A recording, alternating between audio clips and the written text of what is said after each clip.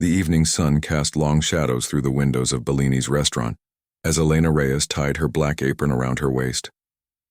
The upscale Italian eatery buzzed with the usual dinner crowd, business people closing deals over wine, couples celebrating anniversaries, and families gathering for special occasions.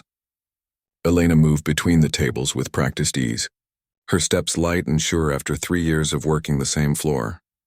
Table 7 needs more bread, she reminded herself, balancing a tray of water glasses with one hand while adjusting a fallen strand of dark hair with the other. At 28, Elena had mastered the art of being nearly invisible while somehow being everywhere at once. Guests barely noticed her until they needed something, and that was exactly how a good server was supposed to be. From the corner of the dining room, the first notes of a Chopin nocturne floated through the air as Mr. Abernathy, the restaurant's elderly pianist, began his nightly performance. Elena's shoulders relaxed almost imperceptibly at the sound. The music transformed the restaurant from merely fancy to something magical, and it made her long shifts bearable in a way nothing else could. 2 chicken marsalas and 1 seafood risotto, Elena announced quietly as she entered the kitchen, the swinging door briefly, cutting off the piano melody before releasing, her back into its embrace as she exited with fresh bread for table 7.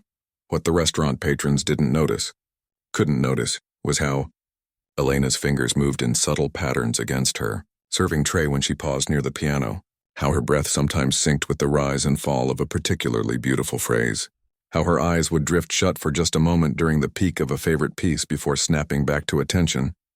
"You're osso buco, sir?" she said, placing the steaming plate before an older gentleman who barely looked up from his conversation. She arranged his silverware with careful precision, turning the fork just so, making everything perfect. The small details mattered to Elena. They always had. Behind the polite smile and efficient movements was a history that no one at Bellini's knew about. Not the manager who hired her with barely a glance at her resume. Not her fellow servers who knew her only as quiet, reliable Elena, who never called in sick and always covered holiday shifts. Not even Mr. Abernathy, who sometimes nodded to her when she lingered a moment too long near the piano. Later that evening, during a rare quiet moment, Elena leaned against the wall near the kitchen, a half-empty water glass in her hand. Mr. Abernathy had shifted to playing Moonlight Sonata, and she couldn't help but close her eyes briefly. Her right hand lifted slightly, fingers moving in the air as if touching invisible keys. "You like the music?" The voice startled her. It was Thomas, one of the new busboys, a college student who worked weekends. Elena's hand dropped immediately to her side. "It helps cover the kitchen noise," she said with a shrug, her expression smoothing into professional neutrality. Thomas tilted his head, unconvinced. "Nah, you were really feeling it." "You play?" "I used to." The words came out before she could stop them. Elena rarely talked about herself, especially at work. Like lessons as a kid. Thomas gathered dirty glasses onto his tray. Elena hesitated. Something like that. She was saved from further explanation by the hostess seating a large party in her section. Elena straightened her posture, checked her apron pockets for pens, and moved toward the new table with her professional smile firmly in place. The next few hours passed in the familiar rhythm of orders and deliveries, of wine poured and dishes cleared. All the while, Mr. Abernathy's music provided the soundtrack, his aged fingers finding the keys with comfortable familiarity, if not the technical brilliance of his younger years. When the dinner rush finally slowed, Elena found herself wiping down a recently vacated table near the piano. Mr. Abernathy was playing something light and jazzy now, his body swaying slightly with the rhythm. "You played Schubert last Tuesday," Elena said quietly, not looking up from her work. "The impromptu in G-flat major." The old man's eyebrows lifted slightly, his fingers continuing to move across the keys. "You know your classical music." Elena gave a small smile. "My grandmother loved Schubert. Did she play?" "No." Elena sprayed cleaner on the table. "But she made sure I did." Mr. Abernathy nodded, transitioning smoothly into a different tune. "You have a good ear. Most people here couldn't tell Schubert from Schumann. Or care," Elena added. "Or care," he agreed with a small chuckle. "Music appreciation is a dying art." Elena gathered her cleaning supplies. "Your left hand was a little heavy on the arpeggios," she said, then immediately bit her lip, embarrassed by her boldness. Instead of being offended, Mr. Abernathy laughed. "Arthritis," he explained, wiggling his fingers. "These old hands don't always do what I tell them anymore." He looked at her with new interest. "You must have played quite seriously to notice something like that." Elena just shrugged. "Enjoy your evening, Mr. Abernathy," she said, already moving away. "Elena." Her manager's voice stopped her. "Table 12 has been waiting for their check for 10 minutes. I'm sorry. I'll take care of it right away." She hurried toward the back, pushing away thoughts of music and what might have been. Later that night, after the last customers had left and the dining room had been reset for tomorrow, Elena counted her tips at a corner table. It had been a good night, nearly $200. The money would help with this month's rent, and maybe she could finally get her car's oil changed. "You heading out?" asked Lucia, another server who'd been at Bellini's even longer than Elena. "In a bit." Elena rubber-banded her cash and slipped it into her purse. "A few of us are grabbing drinks at O'Malley's," Lucia offered. "Not for the first time." "You should come." Elena smiled but shook her head. "Thanks, but I've got an early morning." Lucia didn't push it. After 3 years, the staff had gotten used to Elena's polite but consistent refusals of after-work socializing. Some thought she was stuck up. Others assumed she had a second job or maybe kids to get home to. Elena let them think what they wanted. The truth was both simpler and more complicated. After everyone had left, Elena found herself alone in the dining room. The chairs were upturned on tables, the floors freshly mopped. The manager had gone to the office to finish paperwork. Even the kitchen staff had cleared out after prep for the next day was complete. Elena stood in the silence, her purse over her shoulder, keys in hand. She should leave. The bus would come in 15 minutes, and if she missed it, she'd have to wait another half hour. Instead, she walked slowly to the piano. In the dimmed lighting of the closed restaurant, the grand piano looked even more elegant. Elena set down her purse and keys. She ran her fingers lightly over the polished wood. Mr. Abernathy always locked the fallboard that covered the keys before leaving, restaurant policy to prevent damage. But he'd been in a hurry tonight, mentioning something about his grandson's school play. The key was still in the lock. Elena turned it before she could change her mind. The fallboard lifted, revealing the keys beneath, ivory and ebony, waiting. She slid onto the bench, adjusting it slightly. Her hands hovered over the keys, trembling just a bit. The restaurant was empty. No one would hear. No one would know. Her fingers touched the keys, finding a simple C major chord. The sound filled the empty restaurant, clean and clear. Elena closed her eyes. When she opened them again, her hands were already moving. Finding the opening notes of Debussy's Clair de Lune, she played softly at first, almost hesitantly like someone testing thin ice. But as the familiar music flowed through her, something long dormant awakened. Her back straightened. Her chin lifted. Her fingers moved with increasing confidence, drawing out the delicate melody with perfect control. For 6 minutes, Elena Reyes wasn't a waitress counting tips and worrying about rent. She was somewhere else entirely, somewhere she hadn't allowed herself to visit in a very long time. As the final notes faded, Elena became aware of tears on her cheeks. She wiped them quickly, closing the fallboard and locking it, making sure everything was exactly as it should be. Tomorrow she would return to being invisible Elena the server, efficient and unremarkable.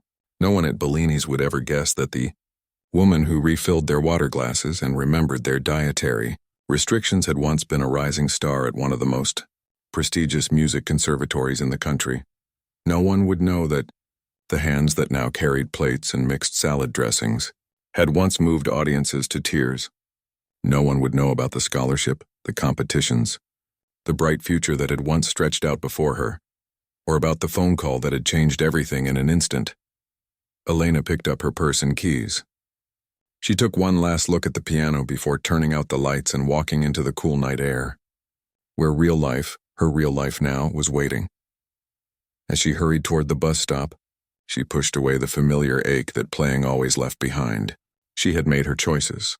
She had done what she had to do, and if sometimes in quiet moments her fingers still danced to music only she could hear, well, that was her secret to keep. Friday nights at Bellini's were always the busiest, with reservations booked weeks in advance and walk-ins turned away at the door. Elena arrived for her shift 15 minutes early, as she always did, to find the place already humming with activity.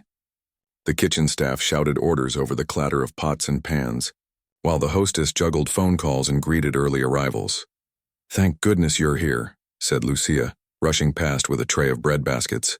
"It's going to be crazy tonight. 2 anniversary parties and someone's retirement dinner." Elena tied her apron and checked her appearance in the small mirror by the staff lockers. Dark circles shadowed her eyes from another night of poor sleep. She'd been dreaming of pianos again, waking up with her fingers twitching to melodies that followed her into consciousness. "The retirement party is in your section," the manager, Anthony, said as he passed by. "Table 12. 8 people. They made the reservation months ago, so make sure everything's perfect." "Got it," Elena nodded, already mentally preparing for a hectic evening. Friday nights meant better tips, and she needed the money. Her apartment building had just announced a rent increase, and her car insurance was due next week. She grabbed her notepad and pen, smoothed her hair, and headed out to the dining room to check on her tables. The restaurant sparkled under the warm lighting, white tablecloths crisp, silverware gleaming, wine glasses catching the light from the chandeliers overhead. On a normal night, the atmosphere would be completed by Mr. Abernathy's piano music filling the space. But tonight, something was off. The piano sat silent in the corner, its polished surface reflecting the ambient light. "Where's Mr. Abernathy?" Elena asked the bartender as she picked up waters for her first table. "Not here yet. Probably stuck in traffic." Elena glanced at the clock. 5:45 p.m. It was unlike the elderly pianist to be late. In the 3 years she'd worked at Bellini's, she'd never seen him arrive less than 30 minutes before his scheduled start time. By 6:15, with the dining room filling rapidly and still no sign of Mr. Abernathy, Anthony was pacing by the hostess stand, checking his phone every few minutes. Elena approached him during a brief lull after seating her first few tables. "Any word from Mr. Abernathy?" Anthony ran a hand through his thinning hair. "Just got a call. He's sick, some kind of stomach bug. Says he can barely get out of bed." "That's terrible," Elena said, genuinely concerned. The pianist was well into his 70s, and even minor illnesses could be serious at his age. "Is he going to be okay?" "I hope so. But right now I've got a bigger problem." Anthony gestured toward the dining room. "Friday night, full house and no music. People expect the piano here. It's part of the Bellini's experience." Elena nodded. The piano music wasn't just background noise. It was part of what distinguished Bellini's from a dozen other upscale Italian restaurants in the city. It created the ambiance that justified the prices on the menu. "Can't you call someone else?" she suggested. "At 6:15 on a Friday? Every musician in this city who's any good is already booked." Nevertheless, Anthony retreated to the office, and through the evening, Elena caught glimpses of him on the phone, his expression growing increasingly frustrated with each call. Meanwhile, the dining room filled to capacity. Elena moved efficiently between her tables, taking orders, delivering food, refilling wine glasses. But with each passing minute, the unusual silence in the restaurant became more noticeable. Conversation seemed louder, kitchen noise more intrusive. Several guests asked about the piano, and Elena could only explain that the regular pianist was unwell. At 7:30, her retirement party arrived. 8 people dressed in their finest, led by a distinguished-looking woman in her 60s. From snippets of conversation Elena overheard while serving them, she gathered the woman was retiring after 30 years as a high school music teacher. "We specifically chose this place because we heard the piano. Music was exceptional," one of the guests mentioned, as Elena brought their first round of drinks. "When will the pianist start?" Elena hesitated before answering. "I'm afraid our regular pianist is ill tonight. The manager is trying to find a replacement, but it's short notice." She saw the disappointment flash across several faces, especially the retiring teachers. "That's such a shame," the woman said, glancing at the silent piano. "I was looking forward to it. Music has been my whole life. I wanted my retirement dinner to have a beautiful soundtrack." "I understand," Elena said softly. "I'm sorry about that. I'll make sure everything else about your evening is perfect," and she tried. She made sure their wine glasses were never empty, that their food arrived promptly and exactly as ordered. She recommended her favorite desserts and brought a special candle with the retiring teacher's tiramisu. But the disappointment lingered in the air, unspoken but palpable. At 8:15, Anthony gathered the staff near the kitchen for a quick huddle. "I've called everyone I can think of," he said, his voice low but tense.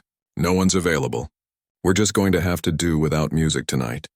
He looked around at the servers. "If anyone asks, tell them we apologize for the inconvenience and offer them a free dessert. That's the best we can do." The servers nodded and dispersed, but Elena remained rooted to the spot, her mind racing. She thought of the retirement party in her section, the music teacher whose life's work was being celebrated without the soundtrack she had hoped for. She thought of Mr. Abernathy's unlocked piano from the other night, of how right it had felt under her fingers after all these years. Before she could talk herself out of it, Elena approached Anthony. "I could play," she said quietly. Anthony, already turning back to the hostess stand, stopped and stared at her. "What? The piano?" "I could play it." Elena's heart hammered in her chest, but her voice remained steady. "You play piano?" Anthony looked skeptical. "Like the Mary Had a Little Lamb or actually play?" Elena straightened her shoulders. "Actually play. I studied it before." Anthony's eyebrows rose. "Studied it where?" "Juilliard," Elena said, the word feeling strange on her tongue after so many years of not saying it. For 3 years, Anthony's mouth fell open slightly. "You went to Juilliard for piano and you're waiting tables here? Why didn't you ever say anything?" Elena shook her head. "It's not important, but I can help tonight if you want." Anthony studied her face, clearly trying to decide if she was serious. "Can you play the kind of music Mr. Abernathy plays? Classical, jazz standards, that sort of thing?" "Yes." It wasn't a boast, just a simple fact. "Okay." Anthony still looked doubtful. "Give it a try, I guess. If it doesn't work out, we'll just go back to plan A." Elena nodded. "I need to tell my tables and get someone to cover for me." "Lucia can take your section," Anthony said, already looking relieved to have any solution, even a doubtful one. "Go clean up and be back in 10 minutes. In the staff bathroom, Elena splashed cold water on her face and stared at her reflection. What was she doing? She hadn't played in public in 5 years. The last time she'd touched a piano before the other night was at her grandmother's funeral. Her hands trembled slightly as she removed her apron and smoothed her black server's uniform. It wasn't appropriate attire for a pianist, but it would have to do. She pulled her hair out of its practical ponytail and let it fall around her shoulders, then took a deep breath. "You can do this," she whispered to her reflection. "It's just for one night." Lucia caught her in the hallway. "Anthony told me what's happening." "Are you serious? You play piano?" Elena nodded. "Can you tell my tables I'll be back later? And make sure the retirement party at 12 gets extra attention?" "Obviously," Lucia said, looking at Elena as if seeing her for the first time. "But you have to tell me everything later." "Everything." Elena managed a small smile before making her way to the piano. It sat on a slightly raised platform in the corner of the dining room, positioned so the pianist could be seen from most tables. As she approached, conversation nearby quieted. A few regular customers did double takes as they recognized their usual server. The bench felt different from the one in her memory, slightly higher, the leather newer. But as Elena settled onto it and adjusted the height, a strange calm came over her. She flexed her fingers and placed them lightly on the keys. What to play first? Something gentle, she decided. Something to ease into the role. Her fingers found the opening notes of Debussy's Clair de Lune, the same piece she'd played alone in the empty restaurant. But this time, she wasn't alone. As the first delicate notes floated through the dining room, a hush fell over the nearest tables. Elena kept her eyes on the keys, not daring to look up, focusing only on the music flowing from her fingers. The technique was there, muscle memory taking over despite the years of absence. By the time she reached the middle section, where the piece swells and grows more complex, she'd forgotten her audience entirely.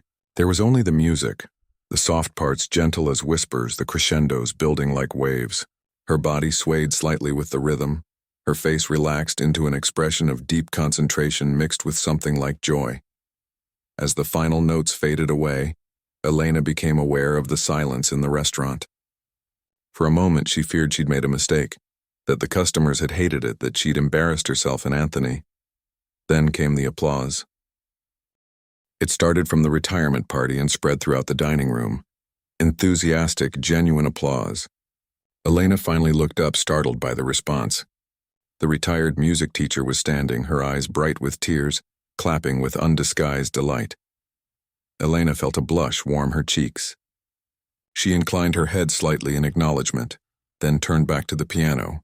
Her fingers found the keys again, this time moving into a Mozart sonata. Brighter, more cheerful than the Debussy. From the corner of her eye, she saw Anthony standing by the hostess stand, his mouth open in astonishment. Several servers had paused in their work to listen. Even the kitchen staff had gathered at the door. As she played, Elena felt something inside her chest unfurling, like a flower that had been closed for too long. The music poured out of her, not just the notes but the emotion behind them. All the feelings she'd kept carefully contained for years found their release through her fingertips. For the first time in longer than she could remember, Elena Reyes felt fully, completely alive. And all around her, unknown to her as she lost herself in the music, the diners of Bellini's restaurant witnessed the transformation. The unremarkable waitress who had suddenly, unexpectedly stolen the scene. The applause died down as Elena transitioned from Mozart to a gentle jazz standard. Her repertoire was rusty but extensive, a benefit of the rigorous training she'd received at Juilliard. She'd been taught to move comfortably between classical and contemporary, to feel the character of each piece and bring it to life with her own interpretation. Skills she'd buried for years were resurfacing with each passing minute at the piano. She played continuously for nearly an hour, moving from one piece to the next, with barely a pause between them. Time seemed to bend and stretch around her, simultaneously racing by and standing perfectly still. It was only when she finally allowed herself a brief rest that she noticed how the atmosphere in the restaurant had transformed. Diners, who would normally be finishing their meals and asking for the check, were lingering over coffee and dessert, their attention fixed on the piano. Servers moved more slowly, as if reluctant to interrupt the music with the clatter of plates. At the bar, a small crowd had gathered, people who had dropped in just to listen. Anthony approached the piano during her break, carrying a glass of water. "Here," he said, setting it beside her. "You must be thirsty." "Thanks." Elena took a grateful sip, suddenly aware of how dry her throat was. "You're amazing," Anthony said, his voice low and sincere. "Why didn't you ever tell us you could play like this?" Elena shrugged, uncomfortable with the question. "It never came up." "Never came up?" "Elena, you're—" Anthony gestured toward the dining room where people were still watching her expectantly. "This isn't just playing. You're at another level entirely." "It was a long time ago," she said. "Not that long ago, clearly." Anthony studied her face. "Whatever happened, whatever reason you stopped, it's a shame. You have a gift." Elena looked down at her hands resting in her lap. Gift. Burden. Reminder of everything she'd lost. It was all the same thing, really. "The music teacher wants to talk to you," Anthony continued. "The one having her retirement dinner. She's been asking about you." Elena tensed. "What did you tell her?" "Just that you're one of our servers who happens to be very talented." "I didn't know what else to say. I don't know your story." He paused. "None of us do." "There's not much to tell," Elena said, though they both knew it was a lie. "I'll talk to her later. I should keep playing now." Anthony nodded and stepped away. Elena turned back to the piano, her fingers finding the keys again, this time choosing something more upbeat, a ragtime piece that would show off her technical skill and lighten the mood. She needed to distract herself from the unwanted attention, from the questions she wasn't ready to answer. As she played, she allowed herself a glance toward table 12. The retirement party was still there, most of them watching her intently. The music teacher's face was alight with appreciation, her head nodding slightly with the rhythm. When she caught Elena's eye, she smiled warmly and gave a small, encouraging wave. Elena looked away quickly, focusing again on the keys. The last thing she needed was encouragement, or worse, pity, once they knew the truth. When she finished the ragtime piece, there was more enthusiastic applause. Elena acknowledged it with a slight nod, then launched into a medley of popular songs arranged for solo piano. She'd always had a good ear, able to play almost anything after hearing it once or twice. It was another skill her teachers had marveled at, another reason they'd had such high hopes for her future. As she played a particular ballad that had been popular a few years ago, a flash of memory hit her. Her grandmother sitting beside her at their old upright piano, singing along as Elena played. The recollection was so vivid that Elena's fingers faltered, missing a note. She recovered quickly, but the memory lingered, bringing with it an ache of grief that felt as fresh as it had 5 years ago. Her grandmother had been everything to Elena: parent, teacher, champion. When pneumonia had taken her during Elena's 3rd year at Juilliard, it had been like losing the sun from her sky. And with mounting medical bills, tuition payments, and a funeral to pay for, Elena had made the only choice she could see at the time. She'd withdrawn from school, sold their small apartment in Queens, and taken the first steady job she could find. Bellini's had been meant as a temporary solution, a way to pay the bills until she figured out what to do next. But days had turned into weeks, weeks into months, and gradually Elena had stopped thinking about next. She'd locked away that part of herself, focusing instead on survival. On getting through each day, on not thinking about what might have been, until tonight. The restaurant had filled even further since she'd begun playing. People waiting for tables were content to stand by the bar listening. Word had spread somehow, perhaps through social media or text messages between friends. "You've got to hear this waitress at Bellini's." During her next short break, Lucia approached with a tray of dirty dishes balanced on one hip. "People are asking about you," she said. "They want to know if you're playing tomorrow night too." Elena shook her head. "This is just for tonight. Mr. Abernathy will be back soon." "But what if he's not? Anthony would be crazy not to ask you to fill in again." "Lucia, I'm a server." "That's my job." After what I just heard, Lucia raised an eyebrow. "Honey, you can be whatever you want to be. That kind of talent doesn't belong behind an apron." Before Elena could respond, Lucia was called away to one of her tables. Elena turned back to the piano, unsettled by her colleague's words. What did Lucia know about talent, about belonging, about choices and sacrifices? It was easy for people to say, "Follow your dreams," when they had no idea what it cost. She began to play again, this time choosing something more challenging, Chopin's Revolutionary Etude, with its rapid left-hand passages and emotional intensity. It had been one of her audition pieces for Juilliard, and she'd practiced it until her fingers ached and the notes were embedded in her muscle memory. As she played it now, she poured her frustration and confusion into the music, letting it speak for her. The piece was demanding, and halfway through, Elena realized she'd drawn a crowd.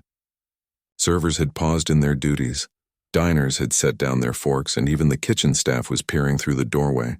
She didn't care. She wasn't playing for them anymore. She was playing for herself, finding her way through the complex emotions that had been unlocked by returning to the piano. When she reached the final chords, she was breathing hard as if she'd been running. The dining room erupted in the loudest applause yet, with some people even rising to their feet. Elena felt dazed, almost disconnected from her body, as if the music had taken her somewhere else entirely, and she was only now returning. Was in this vulnerable moment that she noticed the woman approaching the piano, the retired music teacher from table 12. She was perhaps in her mid-60s, with silver hair pulled back in an elegant bun and kind eyes that crinkled at the corners when she smiled. "That was extraordinary," the woman said, her voice warm with genuine admiration. "I taught music for 30 years, and I've rarely heard such natural expression, such technical precision combined with emotional depth." "Thank you," Elena managed, her throat tight. "I'm Rose," the woman said. "Rose Chen. I was the music director at Westfield High School until... Well, tonight is my retirement dinner." "I know. I'm your server. Or I was before this happened."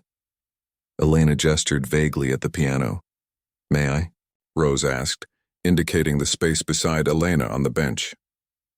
After a moment's hesitation, Elena nodded, sliding over to make room. Rose sat carefully, her posture automatically adjusting to the piano.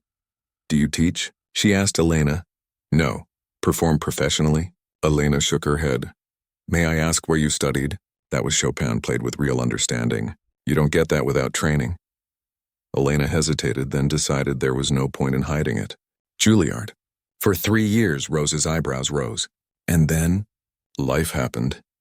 Elena's tone made it clear she didn't want to elaborate. Rose nodded, respecting the boundary. "Life has a way of doing that." She looked at Elena thoughtfully. Would you play something with me? A duet, perhaps? It's been a long time since I've had the pleasure of playing with someone of your caliber. Elena was about to refuse, but something in Rose's expression stopped her. There was no judgment there, no pity. Just one musician reaching out to another, offering connection through the language they both understood. What did you have in mind? Elena asked. Rose smiled. Do you know Schubert's Fantasia in F minor? I always taught it to my advanced students. It's such a beautiful conversation between two players. Elena nodded.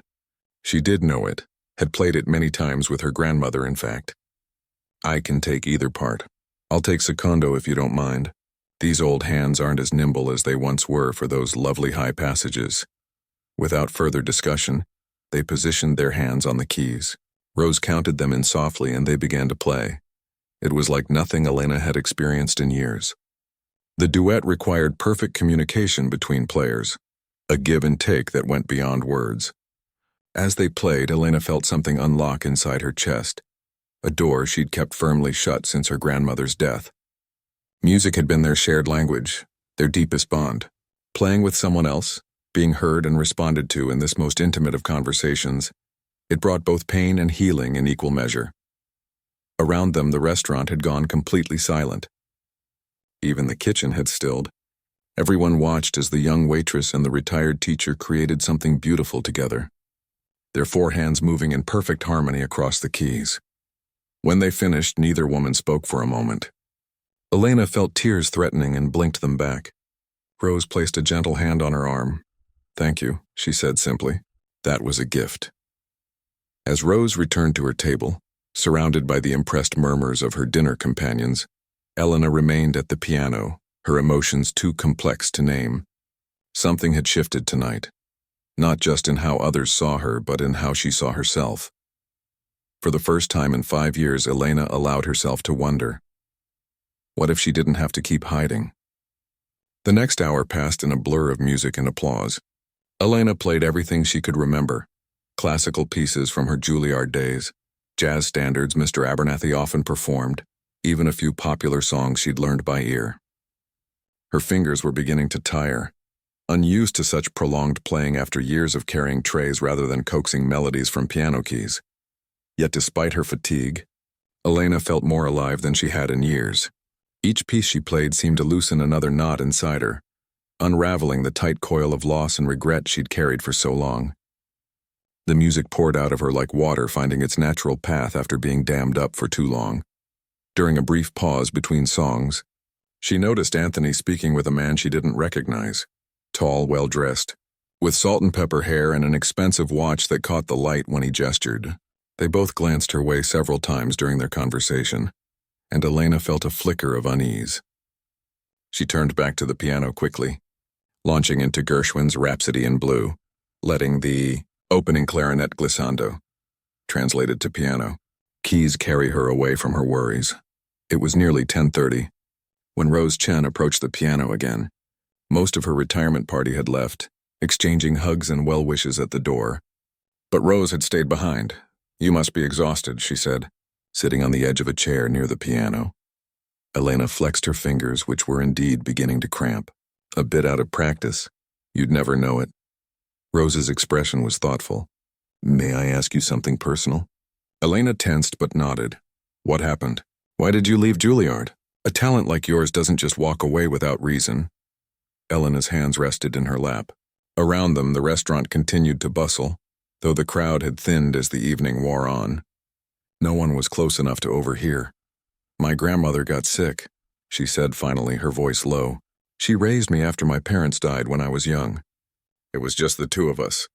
She was the one who first taught me to play, who scraped together money for lessons, who made sure I practiced every day. Rose listened quietly, her face compassionate. When I got into Juilliard, it was like a dream come true for both of us. She was so proud. Elena's voice caught slightly on the memory. We managed for the first 2 years. I had a partial scholarship, and she kept working even though she was already in her 70s. I took whatever jobs I could fit around my studies. And then she got sick. Rose supplied gently when Elena paused. Pneumonia. It shouldn't have been that serious, but it turned into something worse. Her immune system was already weak from working too hard, from not taking care of herself so I could have everything I needed. Elena swallowed hard. By the time she went to the doctor, it was too late. She was in the hospital for weeks. The bills piled up. I missed classes to be with her. "I'm so sorry," Rose said, and Elena could tell she meant it. When she died, I couldn't see a way forward. The medical debt, the funeral costs, the tuition for my final year. It was overwhelming, and I couldn't imagine playing without her there to hear me. Music was our thing, you know? The way we connected. Without her, it felt hollow. "So you left school and took a job waiting tables?" Elena nodded. "It was supposed to be temporary. Just until I got my feet under me, paid off the debts. But then it became easier to just not think about it, not to wonder what might have been." "And now?" Rose asked gently.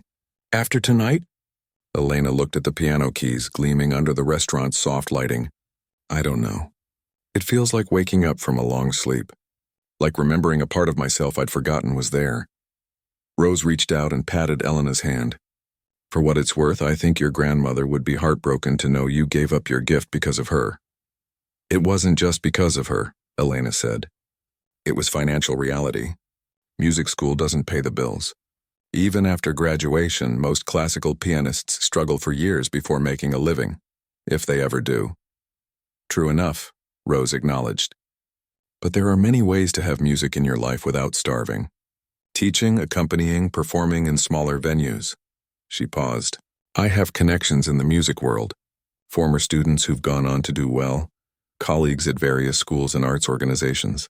If you'd ever like to explore possibilities, I'd be happy to introduce you." Elena was saved from having to respond by Anthony, who approached with the well-dressed stranger she'd noticed earlier. "Elena," Anthony said, "this is Vincent Romano. He'd like to speak with you." Vincent extended his hand, which Elena shook automatically. "Ms. Reyes, your playing tonight has been extraordinary. I've rarely heard such sensitivity and technical skill outside of a concert hall." "Thank you," Elena said, wondering who this man was and what he wanted. As if reading her thoughts, he pulled a business card from his jacket pocket and offered it to her. "I'm the owner of Bellini's," he said, "and several other establishments in the city." Elena's eyes widened slightly as she took the card. She'd worked at Bellini's for 3 years and never met the owner. She'd assumed Anthony was in charge of everything. "I happened to be dining here tonight," Vincent continued, "when our regular pianist called in sick. I'd say it was a fortunate coincidence." Elena glanced at Rose, who was watching the exchange with interest, then back to Vincent. "I was just filling in," she said. "Mr. Abernathy will be back soon." "Perhaps," Vincent said, "but I'd like to discuss a more permanent arrangement with you. Would you be willing to play here regularly? We could start with weekend evenings when we're busiest." Elena stared at him. "But I'm a server, and a remarkable pianist." Vincent smiled. "Why not be both? Or if you prefer, we could discuss a position solely as our house pianist. The compensation would be better than what you're making now, I assure you." Elena felt as if the room were tilting slightly. Just hours ago, she'd been taking drink orders and delivering plates of pasta. Now the owner of the restaurant was offering her a job as a pianist? It seemed impossible, like something from a movie rather than real life. I need to think about it," she managed to say. "Of course." Vincent nodded. "Take the weekend. We can talk on Monday." He turned to Rose. "And you must be the music teacher I've heard about. I understand you played a lovely duet with Ms. Reyes earlier." "Rose Chen." Rose introduced herself. "And yes, it was a privilege. You have an extraordinary talent here." She handed Vincent her own card. "I direct the community music program at the Cultural Arts Center downtown. We're always looking for gifted instructors if Ms. Reyes is ever interested in teaching." Elena felt overwhelmed as the two of them chatted about music education and the restaurant business. Her world, which had been so carefully contained and manageable just hours ago, was suddenly expanding in ways she couldn't control. "I should keep playing," she said, turning back to the piano. "People are waiting." Vincent and Rose took the hint and moved away, though not before Rose gave her an encouraging smile, and Vincent reminded her to call him on Monday. Alone at the piano again, Elena took a deep breath and began to play, this time choosing Chopin's Nocturne in E-flat major, a piece that had always soothed her when she was anxious. As the gentle, dreamlike melody filled the room, she tried to process everything that had happened. A job as a pianist, teaching opportunities, connections in the music world.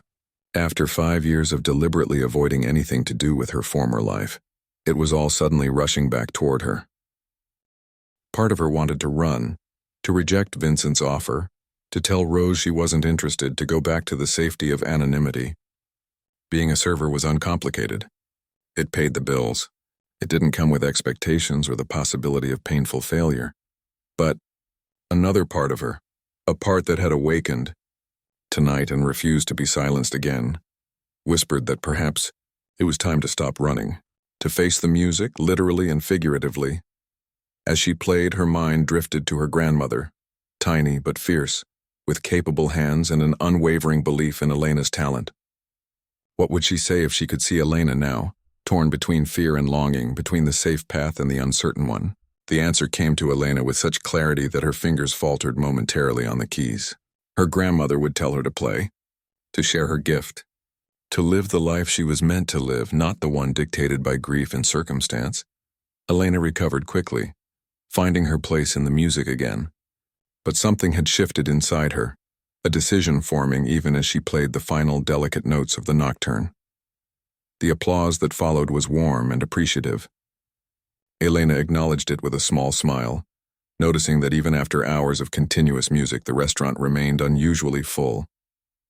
People were listening, really listening, in a way that rarely happened in this age of constant distraction. "Any requests?" she asked, surprising herself with her confidence. "Beethoven's Moonlight Sonata," someone called out. "Some Billy Joel," suggested another voice. "How about some ragtime?" asked an older gentleman near the bar. Elena laughed, a genuine, unguarded sound that startled her with its freedom. "I'll see what I can do," she said, and launched into a medley that somehow incorporated elements of all three, her creativity flowing as naturally as breathing. As the evening progressed toward midnight, Elena lost herself in the pure joy of making music for an appreciative audience. The weight of the past 5 years, the grief, the regret, the sense of a life derailed, seemed to lighten with each note she played. She didn't know what Monday would bring, what decision she would ultimately make about Vincent's offer. She didn't know if she could truly find her way back to music after so long away.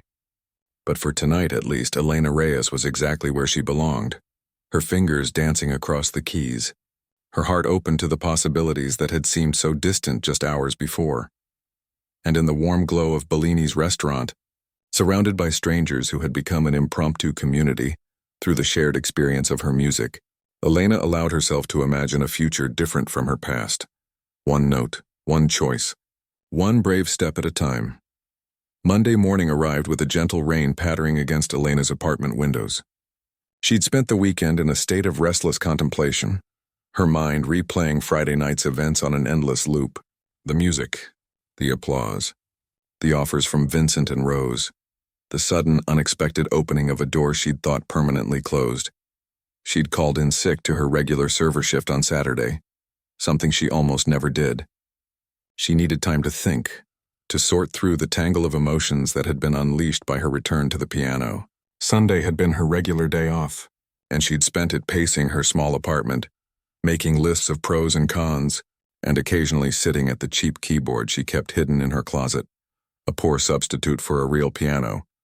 But all she'd allowed herself these past 5 years now, as she sipped her morning coffee and watched raindrops trace patterns down the glass, Elena knew she had to make a decision. Vincent Romano was expecting her call. Her future hung in the balance. With a deep breath, she picked up her phone and dialed the number on his business card. "Vincent Romano," he answered on the third ring. "Mr. Romano, this is Elena Reyes from Bellini's." "Elena, I was hoping you'd call. Have you had time to consider my offer?" Elena's fingers tightened around her mug. "Yes, I've been thinking about it all weekend." "And?" She took another deep breath. "I'd like to accept, but I have some questions first." "Of course. Ask away." "If I become the pianist at Bellini's, what exactly would that entail? Hours, expectations, that sort of thing." Vincent's voice was warm and businesslike. "I was thinking 5 nights a week. Wednesday through Sunday from 6 to 11. We'd start you at $30 an hour, plus any tips the customers leave in the jar on the piano. That's almost double what you're making as a server by my calculations." Elena blinked in surprise. It was indeed significantly more than she currently earned. "I'd also like you to have creative control over the music program," Vincent continued. "Mr. Abernathy has decided to retire. The stomach bug made him realize he's ready to spend more time with his grandchildren. So the position is entirely yours if you want it. Creative control? Elena echoed, trying to wrap her mind around what that might mean. Choose your own repertoire, suggest special music nights, perhaps even bring in other musicians occasionally for variety. Bellini's has always been known for its music, but after seeing the response to your playing on Friday, I think we could make it an even bigger draw. Elena sat down on the edge of her sofa, feeling slightly dizzy with the possibilities. That sounds amazing. There's one more thing, Vincent added. I spoke with Rose Chen at length after you left Friday night. Remarkable woman. Did you know she turned down positions at Juilliard and Berkeley to teach high school students for 3 decades? I didn't, Elena said, though she wasn't surprised. There had been something special about Rose, a genuine passion for sharing music that Elena had recognized immediately. Well, she's taking over as director of the community music program at the Cultural Arts Center, and she specifically asked if you might be interested in teaching there part-time, beginning piano students, mostly children and adults. The pay isn't much, but she thought it might appeal to you. Elena was silent for a long moment. Teaching had never been part of her plan. At Juilliard, she'd been focused solely on becoming a performer. But now the idea of sharing music with others, of helping them discover their own relationship with the piano, it stirred something in her that she hadn't expected. Are you still there? Vincent asked after her prolonged silence. Yes, sorry. I'm just processing all of this. It's a lot to consider, I know. But I believe you have a rare gift, Elena. It would be a shame not to share it with the world, whether through performance, teaching, or both. Elena thought of her grandmother again, of the sacrifices she'd made to nurture Elena's talent, of the pride that had shone in her eyes when Elena was accepted to Juilliard, of the music they'd shared throughout their lives together. I accept, she said finally, her voice stronger than she expected. Both offers. The position at Bellini's and the teaching opportunity. Excellent. Vincent sounded genuinely pleased. Can you start this Wednesday? That would give us time to promote your debut as our official pianist. Wednesday works? Elena agreed, a mixture of excitement and terror fluttering in her stomach. Perfect. I'll let Rose know about the teaching position. She'll be thrilled. After ending the call, Elena sat motionless for several minutes, letting the reality of her decision sink in. She was going to be a pianist again, a real pianist playing for an audience 5 nights a week, and a teacher, sharing her knowledge with others. It wasn't the future she'd envisioned for herself during those ambitious days at Juilliard. No prestigious concert halls or international tours in this new plan. But it was a future with music at its center, and for the first time in 5 years, that felt right. The following Wednesday evening found Elena seated at the piano in Bellini's, dressed not in her server's uniform, but in a simple black dress she'd purchased specially for the occasion. A small sign near the entrance announced, "Tonight, Elena Reyes, piano, 6:11 p.m." Her debut as the restaurant's official pianist had been promoted on their social media accounts and through an email to their regular customers. As a result, the place was packed, with several people Elena recognized from Friday night in attendance. Rose Chen was there too, seated at a small table near the piano with 2 other older women. Friends from her teaching days, she'd explained when she arrived. They'd come to show their support and to celebrate Rose's new position at the Cultural Arts Center. As 6 o'clock approached, Elena felt a flutter of nerves. This was different from Friday night's spontaneous performance. Then she'd been operating on pure instinct, with no time to overthink or doubt herself. Now, with days to anticipate this moment, the pressure felt greater. Vincent appeared at her side, seeming to sense her anxiety. "Just play what you love," he said simply. "The rest will take care of itself." Elena nodded and flexed her fingers. As the minute hand of the clock reached 12, she placed her hands on the keys and began to play. She started with Debussy's Clair de Lune, just as she had on Friday night. It felt right somehow, to begin this new chapter with the same piece that had broken her long silence. But tonight she played it with greater confidence, more fully inhabiting the music and allowing her interpretation to shine through. As the final notes faded away, the room erupted in applause. Elena smiled, her nervousness receding as she moved into her next selection, a lively Mozart piece that displayed her technical skill and lifted the mood. And from there, she played with growing assurance, mixing classical pieces with jazz standards, even throwing in a few contemporary songs arranged for piano. Between selections, she occasionally spoke to the audience, briefly introducing a piece or acknowledging a request. It was a side of herself she'd rarely shown at Bellini's during her years as a server. Warm, engaging, even a bit funny at times. During her break, Rose approached the piano. "You were born for this," she said, her eyes crinkling with genuine pleasure. "How does it feel?" Elena considered the question. "Like coming home," she said finally. "To a home I'd forgotten I had." Rose squeezed her hand. "I've scheduled your first teaching session for next Tuesday. Just 2 students to start, an 8-year-old beginner and an adult who's always wanted to learn." "Nothing too overwhelming. Thank you," Elena said, "for everything." As Rose returned to her table, Anthony stopped by with a glass of water for Elena. "The kitchen staff is taking bets on how long before you're too famous to play here," he said with a grin. "Lucia says 6 months tops," Elena laughed. "Tell them they're stuck with me for the foreseeable future." "Good." Anthony glanced around the packed dining room. "Because you're great for business." When Elena returned to the piano for her second set, she found a small jar had been placed on top, with a handwritten sign, "Tips for the pianist." Already, several bills had been tucked inside. She shook her head in amazement at how quickly her life had changed. Just a week ago, she'd been serving pasta and pouring wine, keeping her head down and her past firmly locked away. Now she sat at the piano in plain view, sharing the most intimate part of herself with a room full of strangers who had come specifically to hear her play. As her fingers found the opening chords of Gershwin's Rhapsody in Blue, Elena felt a presence beside her, not physical, but something deeper, more visceral. For a fleeting moment, she could almost imagine her grandmother sitting next to her on the bench, smiling with pride, nodding in time with the music. "This is for you, abuela," Elena whispered, too softly for anyone else to hear. And then she played, not just with skill and technical precision, but with her whole heart, holding nothing back. The music flowed through her like a river finding its natural course after years of being diverted. Each note, each phrase, each melodic line told part of her story. The joy, the grief, the loss, and now, finally, the return. Around her, the diners of Bellini's restaurant fell silent, their meals momentarily forgotten as they were drawn into the spell of her playing. Even the kitchen staff paused to listen, standing in the doorway with towels over their shoulders and wonder on their faces. When the piece ended, the applause was immediate and thunderous, a standing ovation that brought unexpected tears to Elena's eyes.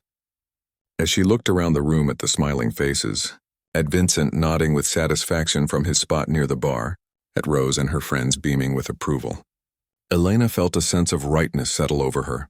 This wasn't the future she'd planned. It was something different, something smaller in some ways, but perhaps larger in others. A life built not on the grand dreams of her youth, but on the wisdom that comes from loss and recovery, on the understanding that music isn't just about virtuosity and acclaim, but about connection with oneself, with an audience, with the great conversation of human emotion that has been carried on through art for centuries. 6 months later, Elena's life had found a new rhythm. Her evenings were spent at the piano in Bellini's, where she'd developed a loyal following and even recorded a live album at Vincent's suggestion. Her days were divided between teaching at the Cultural Arts Center, she was up to 8 students now, with a waiting list growing longer each week, and working on her own compositions, something she'd never had the courage to pursue at Juilliard. She still lived in the same small apartment, still wore simple clothes, still took the bus to work. But when she sat at the piano, whether playing for a packed house at Bellini's or demonstrating proper hand position to a wide-eyed child at the center, Elena Reyes was exactly where she was meant to be. The waitress who had stolen the scene had become the musician who had reclaimed her life.